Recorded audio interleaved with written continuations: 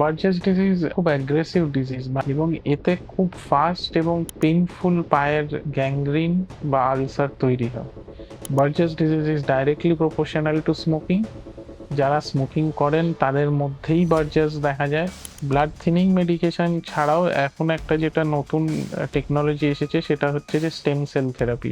Burgess ডিজিজের প্রিভেনশনের একমাত্র উপায় হচ্ছে যে আপনার। নমস্কার, আমি doctor Subhabrata Banerjee, consultant vascular endovascular surgeon, Manipal hospitals, Broadway আর ঢাকুরিয়া। বার্জেস ডিজিজ পায়ের এবং হাতের রক্তশিরার একটি রোগ, যেখানে মিডিয়াম বা স্মল সাইজ ভেসেল মানে পায়ের ক্ষেত্রে হাঁটুর নিচে, হাতের ক্ষেত্রে আমাদের এলবোর নিচে যে রক্তশিরাগুলি আছে, ধমনীগুলি আছে, ওগুলো ধীরে ধীরে শুকিয়ে যায়। এই বার্জেস ডিজিজে আর্টারি এফেক্ট হয়, ভেইন এফেক্ট হয় এবং এর সাথে সাথে যে আমাদের আঙুল বা পায়ের অংশগুলি আছে সেগুলোতে রক্ত চলাচল কমে, তাতে আর্লি গ্যাংগ্রিন হয়। বার্জেস ডিজিজ খুব অ্যাগ্রেসিভ ডিজিজ, মানে এর যে রোগের যে স্পিড বাড়া সেটা মাত্রাতিরিক্ত। খুব কম বয়সে দেখা যায়, ট্রেডিশনালি 40-45 বছরের বয়সের নিচে যারা, তাদের ক্ষেত্রেই বার্জেস দেখা যায় এবং এতে খুব ফাস্ট এবং পেইনফুল পায়ের গ্যাংগ্রিন বা আলসার তৈরি হয়। পেরিফেরাল আর্টেরিয়াল ডিজিজে শুধু আর্টারি এফেক্টেড হয়। জেনারেলি এই ডিজিজ যাদের ডায়াবেটিস, কোলেস্টেরল, হার্টের প্রবলেম, ব্লাড প্রেশার এগুলো থাকে তাদের ক্ষেত্রে বেশি হয়। একটু বয়স্ক পেশেন্টদের ক্ষেত্রে বেশি হয়, 35, 40, 50 বছরের পরে। বার্জাস অন্যদিকে কিন্তু ইয়াং পপুলেশনে হয় এবং স্পেসিফিক্যালি যাদের মধ্যে এই সমস্ত আর্টেরিয়াল ডিজিজের রিস্ক ফ্যাক্টর নেই, অথচ যা দেখা গেছে যারা টোব্যাকো মানে তামাক জাতীয় কোনো জিনিসের সেবন করেন তাদের মধ্যেই এটা প্রিডমিনেন্টলি দেখা যায়। সেটা স্মোকিং হতে পারে, গুটখা, খৈনি, যে কোনো টোব্যাকো জাতীয় জিনিস ইউজ করলে তাদের বেশি দেখা যায়। বার্জেস ডিজিজ সাধারণত খুব কম বয়সে স্টার্ট হয়, 20 বছর থেকে 40 বছরের মধ্যে। পায়ের আঙুলে হঠাৎ করে একটা ঘা বা পায়ের আঙুলে হঠাৎ করে ব্যথা, নীলচে হয়ে যাওয়া, সেখানে রক্ত চলাচল না করার জন্যে দিনে এবং রাতে স্পেশালি ঘুমানোর সময় ব্যথা, এবং এই রোগটা যখন বাড়তে থাকে আস্তে আস্তে পায়ে গ্যাংগ্রিন বা পচন ধরতে থাকে। সেগুলি জেনারেলি আঙুল দিয়ে স্টার্ট হয়, একটি বা দুটি আঙুল দিয়ে স্টার্ট হয়, আস্তে আস্তে পায়ের সবকটা আঙুলেই ছড়িয়ে যেতে পারে। বার্জেস ডিজিজ জেনারেলি আমরা যেভাবে নির্ণয় করি সেটা হচ্ছে যে ক্লাসিক ক্লিনিক্যাল স্পেকট্রাম আছে, মানে কম বয়সী টোব্যাকো ইউজার, যারা স্মোকিং করেন বা টোব্যাকো ইউজ করেন, তাদের যদি হঠাৎ করে হাতে বা পায়ের আঙুলে বা উভয় মানে হাত এবং পায়ের দুটোরই আঙুলে আলসার বা গ্যাংগ্রিন দেখা যায়, তাদেরকে আমরা আর্টেরিয়াল ডপলার করে যদি দেখতে পারি যে হাঁটুর নিচে বা হাতের ক্ষেত্রে এলবোর নিচে যদি ব্লাড সাপ্লাই শুকিয়ে যাচ্ছে, ব্লাড ভেসেল শুকিয়ে যাচ্ছে, আর্টারি শুকিয়ে যাচ্ছে, তো this classic triad is usually diagnosis of Berger. এটিকে পুরোপুরি যদি ডায়াগনোজ করতে হয় তাহলে অ্যানজিওগ্রাম এবং টিস্যু বা আর্টেরিয়াল বায়োপসি লাগে। Burgess disease is directly proportional to smoking. যারা স্মোকিং করেন তাদের মধ্যেই বার্জেস দেখা যায় প্রিডমিনেন্টলি, এবং যারা ইয়াং স্মোকার তাদের মধ্যে এটা বেশি দেখা যায়।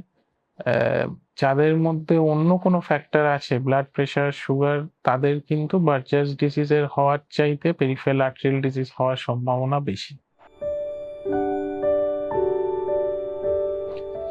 এই রোগের যা টিপিক্যাল নেচার, তাতে স্মোকিং করলে এই রোগ বাড়বে এটা নিশ্চিত, কিন্তু স্মোকিং বন্ধ করে দিলে যে এর অগ্রগতি থামানো সম্ভব সেটা বলাটা মুশকিল। তবে হ্যাঁ, যদি কেউ লং টার্ম স্মোকিং বাদ দেয়, মানে 5 বছর 10 বছর এই স্মোকিং বাদ দেয়, তখন দেখা গেছে যে এই রোগের যা এফেক্ট ব্লাড ভেসেলের ওপর থাকে সেগুলি ক্রমাগতভাবে চলে যায়। কিন্তু অপোজিটটা সত্যি, যে যদি কারোর এই বার্জেস ডিজিজ থাকে, টেন্ডেন্সি থাকে, এবং তিনি যদি স্মোকিং কন্টিনিউ করেন, তাহলে কিন্তু তিনি কোনো ট্রিটমেন্টেই রেসপন্ড করবেন না।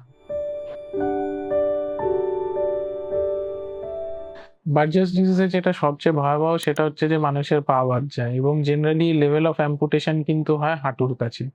এরকমও দেখা গেছে পা এবং হাত দুটোই অনেকের ক্ষেত্রে বাদ গেছে।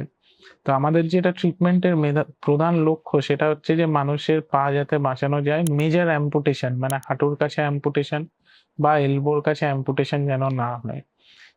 বার্চেস ডিজিজের ট্রিটমেন্টের ক্ষেত্রে সবচেয়ে আগে দরকার আর্লি ডায়াগনোসিস। অনেক জায়গাতেই আমরা দেখি গ্যাংগ্রিন হয়েছে বলে মলম লাগানো হচ্ছে, অ্যান্টিবায়োটিক খাওয়া হচ্ছে, হয়তো কোনো ড্রেসারকে দিয়ে ড্রেসিংও করা হচ্ছে, কিন্তু মূল যে কারণটা যে আর্টারি শুকিয়ে যাচ্ছে সেই রিলেটেড কোনো মেডিসিন বা সেই রিলেটেড কোনো ট্রিটমেন্ট হচ্ছে না।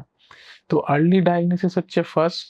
সেকেন্ড হচ্ছে যে সেই ডাইরেক্টেড একটা ট্রিটমেন্ট মানে আমাদের ব্লাড ভেসেল রিলেটেড ট্রিটমেন্ট, এবং ৩ নম্বর হচ্ছে পাকে কোনো চোট আঘাত থেকে বাঁচানো। বার্জেস ডিজিজকে কন্ট্রোল করার জন্য বা ব্লাড সাপ্লাই ইমপ্রুভ করার জন্য আমরা কিছু মেডিসিন ব্যবহার করে থাকি, কিন্তু পুরোপুরি এই রোগকে সারানো ওষুধ দিয়ে প্রায় অসম্ভব। এর সাথে আমাদের আরো কিছু প্রসিডিওর লাগে যেখানে ব্লাড সাপ্লাই বাড়ানোর প্রসিডিওর করা হয়, এবং বেশ কিছু ক্ষেত্রে এই প্রসিডিওর গুলো সার্জিক্যাল বা মিনিমালি ইনভেসিভও হতে পারে। বার্জেস ডিজিজ মোটামুটি যে স্টেজে আমাদের কাছে আসে যে পায়ে কোনো আলসার বা গ্যাংগ্রিন, সেই স্টেজে কিন্তু ওষুধের সাথে সাথে কোনো প্রসিডিওর বা সার্জারি করা প্রয়োজনীয়, কারণ এই বার্জেস ডিজিজ সাইলেন্ট কখনো আমাদের কাছে আসে না। যখন পায়ে ব্যথা হচ্ছে, আলসার বা গ্যাংগ্রিন হচ্ছে, তখনই পেশেন্ট আসেন এবং সেই স্টেজে ওষুধের সাথে সাথে প্রসিডিওরও দরকার।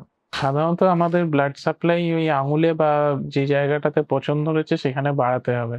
ব্লাড থিনিং মেডিকেশন ছাড়াও এখন একটা যেটা নতুন টেকনোলজি এসেছে সেটা হচ্ছে যে স্টেম সেল থেরাপি। এই স্টেম সেল থেরাপি দিয়ে যে জায়গাগুলোতে ব্লাড ভেসেল একেবারে নষ্ট হয়ে গেছে সেই জায়গাগুলোতে ব্লাড ভেসেল যাতে রিজেনারেট করে, মানে সেখানে যাতে নতুন শিরা উপশিরা তৈরি হয়ে আঙুলের যে পার্টটা পচে যাচ্ছে সেখানে ব্লাড এবং অক্সিজেন পৌঁছয়, তার জন্যই স্টেম সেল থেরাপি দিয়ে আমরা ট্রিটমেন্ট করি। নরমালি বার্জেস ডিজিজে আমাদের যেগুলো কনভেনশনাল ট্রিটমেন্ট মানে অ্যাঞ্জিওপ্লাস্টি অথবা পায়ের বাইপাস করা, এগুলো কোনোটাই প্রযোজ্য হয় না, কারণ এখানে শিরাগুলি ব্লকেজ হয় না, শিরাগুলি একেবারে শুকিয়ে যায়। তো এই জায়গায় আমাদের নতুন ব্লাড ভেসেল দরকার, অ্যাঞ্জিওজেনেসিস দরকার, সেটিতে আমাদের স্টেম সেল যে treatment that is very helpful. এই স্টেম সেলের জন্য আমাদের কোনো সার্জারি, কোনো সেলাই, কোনো কাটা, কোনো অপারেশন লাগে না। Prepared and fully sterilize stem cell এখনকার দিনে অ্যাভেলেবল।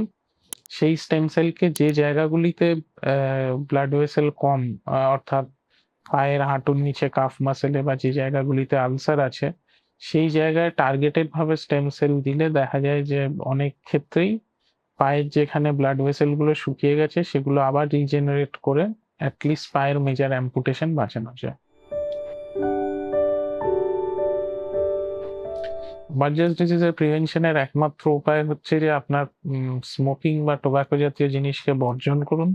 ২ নম্বর হচ্ছে পায়ে যারা স্মোকার বা যারা টোব্যাকো জাতীয় জিনিস নিচ্ছেন তাদের যদি পায়ে হঠাৎ করে কোনো ছোট লাল দাগ হচ্ছে বা পায়ের আঙুল নীলচে হয়ে যাচ্ছে, বা স্পেসিফিক্যালি যারা এসিতে কাজ করছেন তাদের যদি পা খুব ঠান্ডা হয়ে যাচ্ছে, খুব তাড়াতাড়ি একজন ভ্যাসকুলার সার্জনকে দেখান।